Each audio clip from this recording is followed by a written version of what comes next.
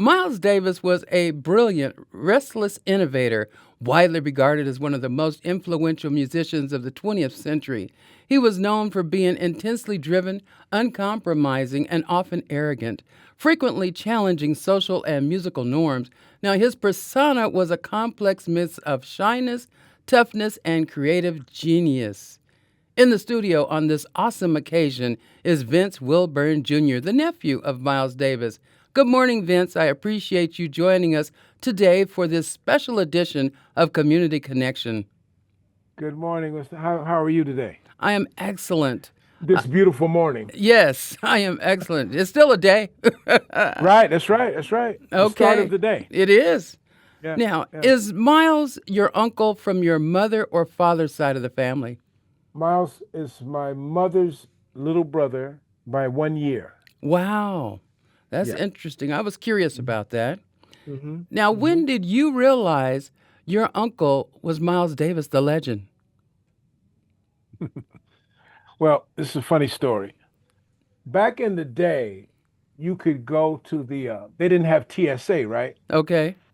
At the airport. So you could actually go and meet your family members or whoever's coming in, flying in at the gate. Right, I remember that. So my mom and dad and I would go pick up Uncle Miles. You see the band members come off. Uncle Miles would come off first, of course. And it seemed like every 5 or 6 steps, Uncle Miles would get stopped. Okay. Somebody would want to talk to him or say, "Hey, Miles," or something. And I'm like, in my head as a kid, I'm looking up. I'm like, why is everybody always stopping Uncle Miles? And years later, I figured it out. You know, there used to be records sent to my parents' house. I grew up in Chicago, of course,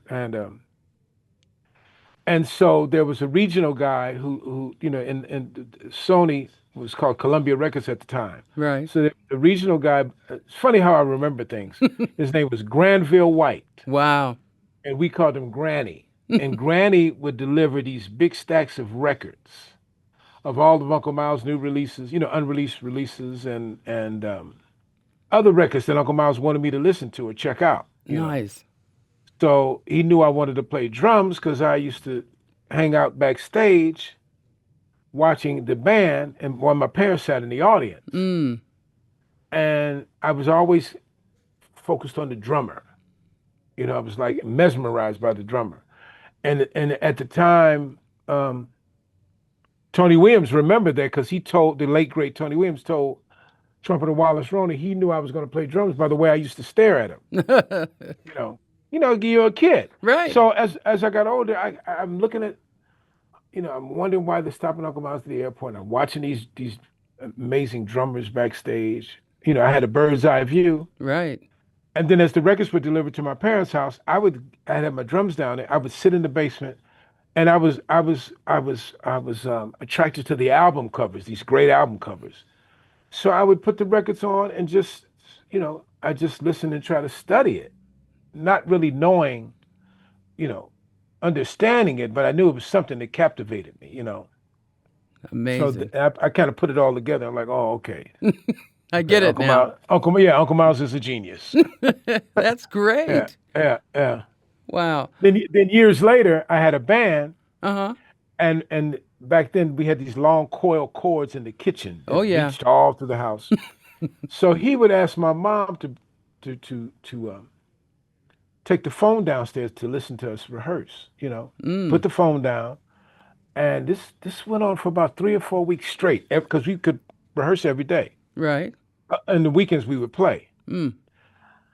And so he would critique us and tell us what to do, what to try out, and we'd pass the phone to each musician. So after about 3 or 4 weeks, he critiqued us after rehearsal, and then he said, "You guys want to make a record?" And that record was "The Man with the Horn," and he Wow. flew us into New York, 1979. Okay. But he was always listening to the band just to pick and vibe on what he wanted to use, and if we were you know able, creative enough to to to um, to record with him, Okay. and he flew us. Flew us to New York, room service and limousines, and you know, we were kids from Chicago. Just And a, we recorded about 30 songs for Man with the Horn with the wow. with Tio Macero producing, the famous Tio Macero, Hmm. Stan Tonko engineering in the famous recording studio on 30th Street, the old Columbia Record Studio. Wow. And so everything was, to answer your question, everything was happening so fast, Right. and you just had to just hang on and just grasp it Mm, and be ready, be you ready know, for sure. Now, always. how did that impact your musicianship? Well, to be around Uncle Miles, who was like the supreme musician, and how much he loved music and sacrificed Yes. for the music, it rubbed off on us. And we Mm-hmm. always wanted to make him happy, and we wanted to be great musicians, you know, and and and and not be complacent and not just rest on. We wanted to evolve as he evolved. Right. So we would that taught us a lot. That's amazing. So that especially took you on to performing with Miles in the 80s, correct? Hmm. Um, Performing was a whole nother. It's like we could do festivals and everybody would even though there were a bunch of different beautiful artists on these festivals, Right. everybody wanted to hear Miles' new band, or what's Miles doing, what's he wearing, what's this, so we check into the hotel and he'd see all his old friends, Right. and then everybody would come after their gigs, come to see Uncle Miles. That's amazing. So, oh yeah, So yeah. you met a lot of musicians just hanging out with Miles. A lot of musicians. I remember, he had a brownstone on West 77th Street in New York, and just he would just stand out on the stoop sometime, and I remember Art Blakey coming by, Mm. and he called me Neff. He said, Neff, you know who this is? I said, yeah, yeah, that's Boo. That's Mr. Blakey, Art Blakey. And he said, yeah, when he plays drums, he sounds like he's tearing paper, like with his drum rolls, his Right. press rolls. And I remember running to get him a sandwich up on 78th and Broadway. You know, I said, I'm running to get Art Blakey a sandwich. That's But cool. like you said, all the musicians would stop by or give him a call, and you know, everybody wanted to. It was Miles. Yeah. You know, so it was Wow. great. So you're a drummer, producer, and band leader of the Miles Electric Band. Now, how did that develop? 2009, there was a Bitches Brew tribute, or it was their anniversary around that time. Okay. And so they asked me would I like to put a band together for a festival in Silver Lake called Sunset Junction. Mm. And I was like, yeah. So that's how the whole Miles Electric Band started. My first call was to Wallace Roney, trumpeter, Right. and his brother Antoine, and then Daryl Mm. Jones. I was trying to figure out people who loved Miles or played with Miles, and of course Daryl from Chicago, Bobby, Robert Irving III from Chicago, and that's how we Darren Johnson, who played with Miles. He was the Okay. second keyboardist, and so it came about that way. And that was our first gig. That's wonderful. Hmm. And that's continuing as we speak. Yeah, because the trumpet chair floats now. Because of course we lost Wallace right before COVID.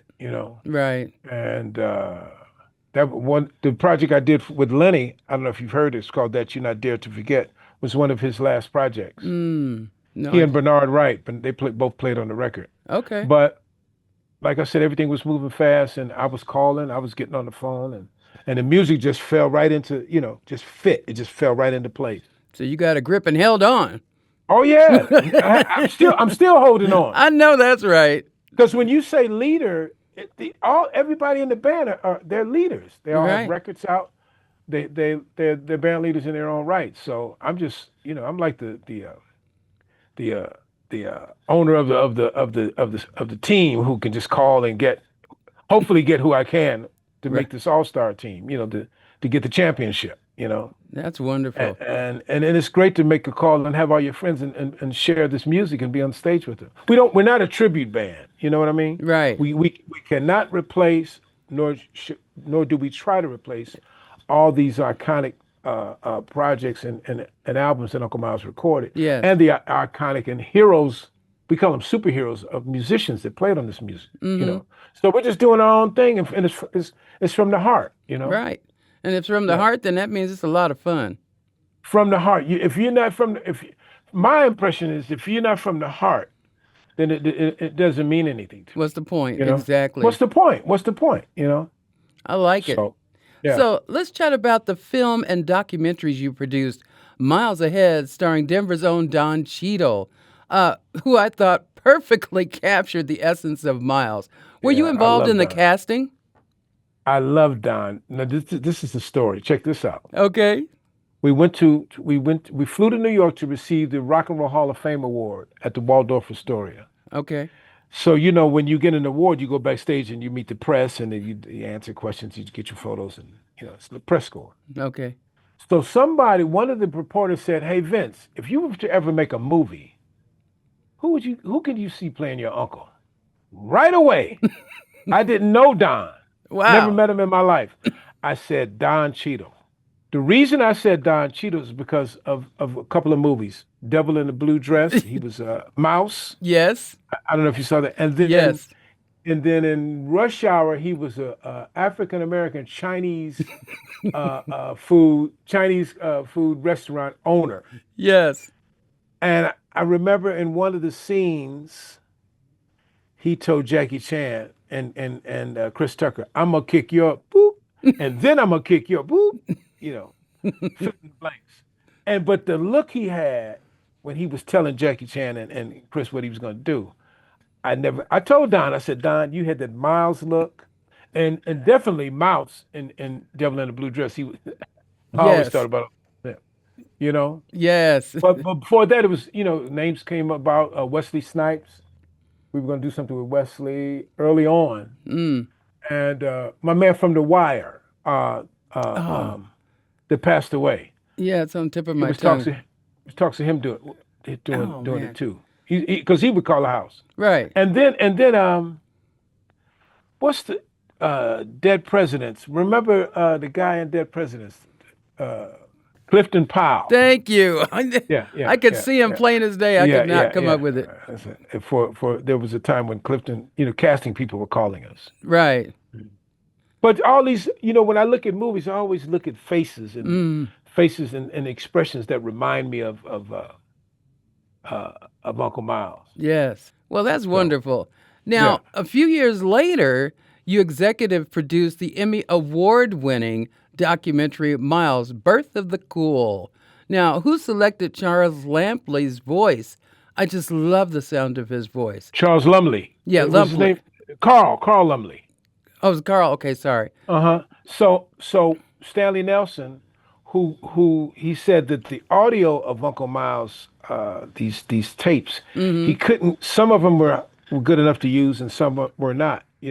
Audio wise. Okay. So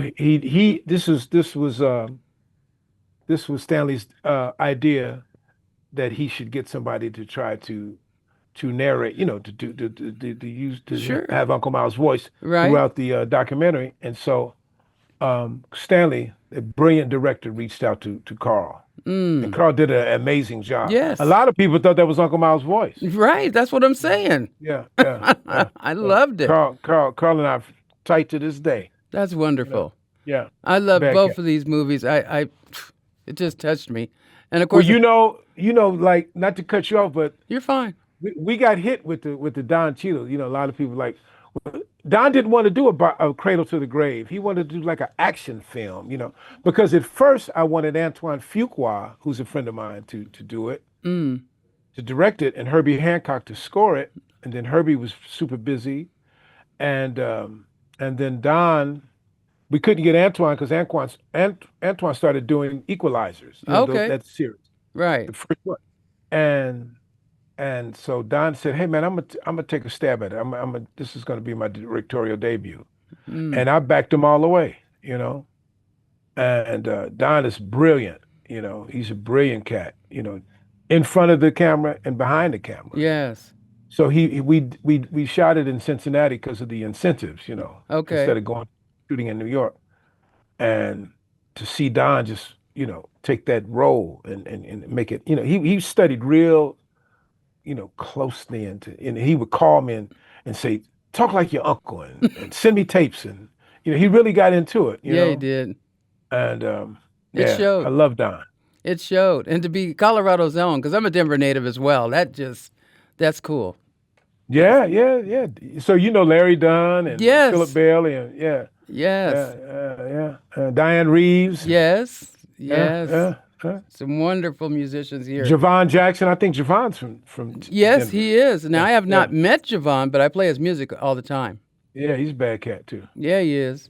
All Yeah. right. So, do you mind sharing with me, well, with not with me, but with my audience, a few of your special memories you shared with Miles? Okay, a couple of things.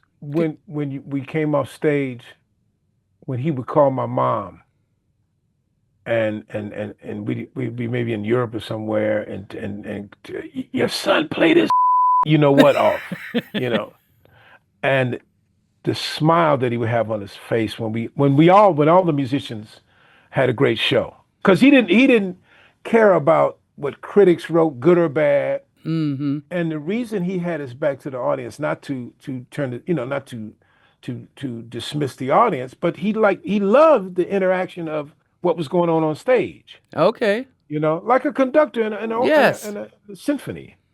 And so when we gave Uncle Miles our best, because he'd listen to all the tapes and have us come up to his suite, and he would critique us every night and tell us Mm. what to try. He was always changing the music, evolving, changing. He would change the set list in the middle of a show. Okay. And I remember we did the, that when he called my mom, and then we did an Amnesty concert at Giant Stadium. I Wow. think it was like 75,000 people or something. It was crazy, crazy Mm. crowd. And it was all shown all over the world. And Santana sat in with us and David Sanborn. Oh, wow. And so, but you know what? You never knew. Everything was exciting around Uncle Miles. Yes. It was always like expecting unexpected, Mm. you know. And when you gave him what he asked for, that was that was like, wow, you know. It was great times. Nephew played your off. Oh, I'm sorry. I'm sorry. You're fine. You're You can fine. bleep that. You're fine. We will. But that tears me up, because it's Miles Davis. And Yes. I never looked at him like he's Uncle Miles. Once that line was drawn, it's Mm. like you're a band member. Right. All that nepotism and stuff goes right out the window. You know. So, That makes sense. oh yeah, Because you yeah. had to be on a whole different page when you're on Oh yeah, stage versus definitely. Uncle With Miles. with a double Gemini. Yeah, exactly. Yeah, yeah. You had to be on your toes. That's a great story. I like that. Hmm. Hmm. Now, let me ask you, is there anything you'd like to add to our Miles Davis centennial celebration here at KUVO Jazz? Okay. It's just that for I hate it when people call Uncle Miles the Prince of Darkness. Mm, It was just a man who was about the music. right. He never listened to old music, any of us old records. I never asked him why. And I lived with he and Aaron out in Malibu, and he never even had the old records in the house. Wow. you know. So, but he was always trying to move the music forward, evolve the music, never resting on all this body of work that he had, things that he recorded in the past. Sure. He was thinking about the future and what we're gonna do here, and what we're gonna do this, and what we're gonna, you know. And I used to call him, Aaron and I, his son, my cousin, we called them stations. So he would, if you could picture this, he'd have a glass dining room table with a blank canvas. So he'd paint. He'd have the TV on with the sound down. Maybe MTV was on, Mm, and he had his trumpet close by the piano. And whatever we were working on, a recording or a live concert tape would be playing in the background. He'd look up, and if it was like Human Nature with Michael Jackson or Cyndi Lauper, time after time, he'd play the trumpet to it. Then 10 minutes later, he called a label to have them deliver the records. And then the next day, the next 2 days, we'd be in the studio. We would recording these songs. wow. So that's how fast it worked. and then he paint, and then and he could cook. The chef. He was a chef, a Mm. master. Let me tell you something. Okay. Fried fish, Mm. bouillabaisse, pasta, salads, anchovy spaghetti. Oh. And he would never eat it. That's why he stays so thin and make a mess in the kitchen. But but let me tell you, it was like a gourmet meals. Yes. Anything he set out to do, he was the man. And to see this and live this every day, the first one to wake up in the morning, the last one to go to sleep at night, it's just that energy Yes. and that passion and love for music is I want everybody to know that I witnessed it firsthand. Yes. Definitely a genius. That's incredible. Thank you You see so how he's much. looking at us, right? Yes. Yes. He's watching you. He's looking at you too. What she Yes. want? What she want, Neff? Oh What she man, what she ask you? that is great. That is great, Vince. We truly appreciate you, your insights into Miles, and giving us some of your valuable time today. Oh, thanks for having me and call anytime. Just everybody just dig him for whatever period of Miles you love. Yes. Just get into it and keep your heart open because my dad's friends used to get in arguments with my dad about the acoustic side of Miles and the electric side of Miles, and I could hear them in the basement arguing about which Miles they loved. Right. But he was a force, still. Yes. It still is. Right. Still is. Forever he will be, forever, forever, forever. And he touched a lot of lives, a Many. lot of musicians. Yes. Chick Corea told me when they recorded Bitches Brew, he said the music was so heavy that after they would record, I think they recorded for 3 or 4 days, Wow. they would have to go to a coffee shop to discuss what did we just do? You know what I mean? Usually you Yes. go to a recording session, you record it, you know what you're gonna do, Right. it's written out. But with Uncle Miles, no, no, no, no, no. That's what made him a Expect genius. expect the unexpected. Exactly. I like that. Expect Yep. the unexpected. Yeah, and I Well, miss him. I miss him. I know you You know. do. I know we all do. Yes. Yeah. That's But he's that's here. 100 years, man. yes. We just played St. Louis, and check this out. Okay. One of my mom's childhood friends and Uncle Miles' childhood friend Mm-hmm. came to the gig in St. Louis. Wow. 100 years old, Aunt Leanne Bonner, Wow. and sat through the whole set. Yeah. She's in the documentary when they asked Uncle Miles about the drug scene, and she said, "I don't want to talk about it." It's in the document in the Stanley Nelson documentary. Okay. But she sat through the whole entire set. She calls Oh. me Dorothy May. That was my mom's name. Okay. She said, "Hi, you sounded great, Dorothy May." But then she called me Little Vincent. She always called me Little Vincent, you Hey. know.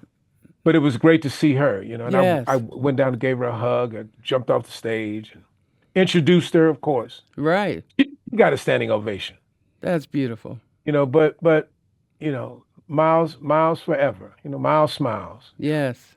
Miles, smiles forever. Well, Yep. Vince, we are a Colorado where everyone feels seen and heard. Hey, listen.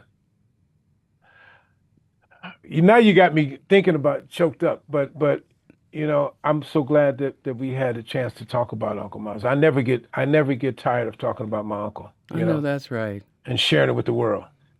I appreciate it. Truly, I do. And I appreciate you.